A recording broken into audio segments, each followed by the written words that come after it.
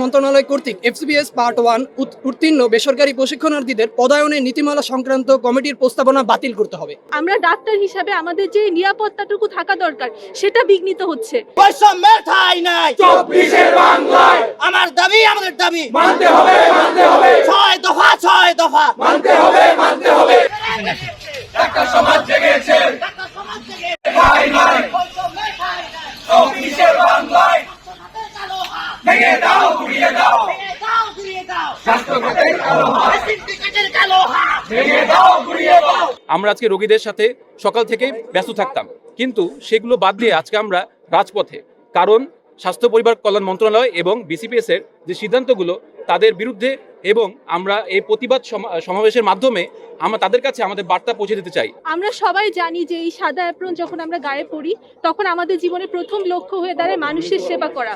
আমরা এই ব্যাপারে সবাই অবগত যে মানব সেবা আমাদের প্রথম ব্রত, কিন্তু আমরা আজকে এখানে কেন এসে দাঁড়ালাম, কেন আমাদেরকে এখানে আসতে হলো?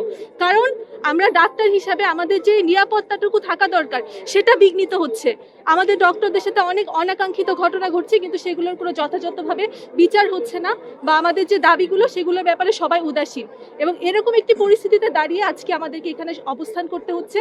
আমরা চাই অনবরত বিলম্বে আমাদের দাবিগুলো মেনে নেওয়া হোক, আমরা আমাদের সেবাব্রত পালনে আবার ফিরে যেতে চাই। আমাদের মেনলি আন্দোলনটা শুরু হয়েছিল মেনলি এফসিবিএস এর যে কোর্স যেটা ছিল এই কোর্সের কয়েকটা অযৌক্তিক সিদ্ধান্তের প্রতিবাদ স্বরূপ।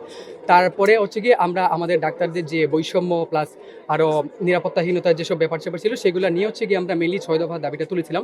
তো তার মধ্যে মেনলি প্রথম যে আমাদের যেটা আন্দোলন ছিল এফসিবিএস ডাক্তারদের ট্রেনিংয়ের ব্যাপারে, সেটার ব্যাপারে ওনারা সিদ্ধান্ত পরিবর্তন করেছে ঠিকই, কিন্তু তার পাশাপাশি আমাদের যে বাকি যেসব আন্দোলনের যে দাবিগুলো যেগুলো আছে সেইগুলো সহ সকল দাবি দেওয়া আমরা ওনাদেরকে মেনে নেওয়ার জন্য আমরা আহ্বান জানাচ্ছি, যাতে আমরা ডাক্তার সমাজ আবার আমাদের কর্মস্থল আমাদের হাসপাতাল সেখানে ফিরে যেতে পারি এবং দেশের মানুষের জন্য সেবা প্রদান করতে পারি।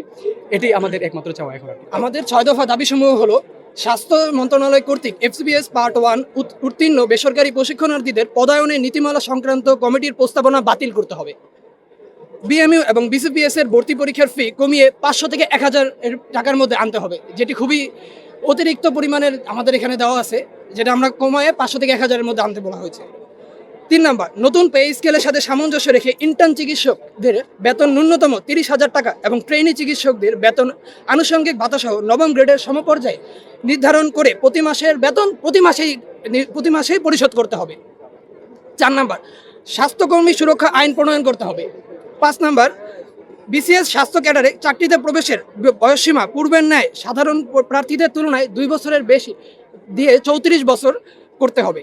6 নম্বর, বেসরকারি প্রতিষ্ঠানে কর্মরত চিকিৎসকদের জন্য সুস্পষ্ট বেতন কাঠামো প্রণয়ন করতে হবে, যেটা বাংলাদেশ শ্রম আইন 2006 এর যথাযথ প্রয়োগ হিসেবে এবং পে স্কেলের আদর্শ অনুসরণ করে।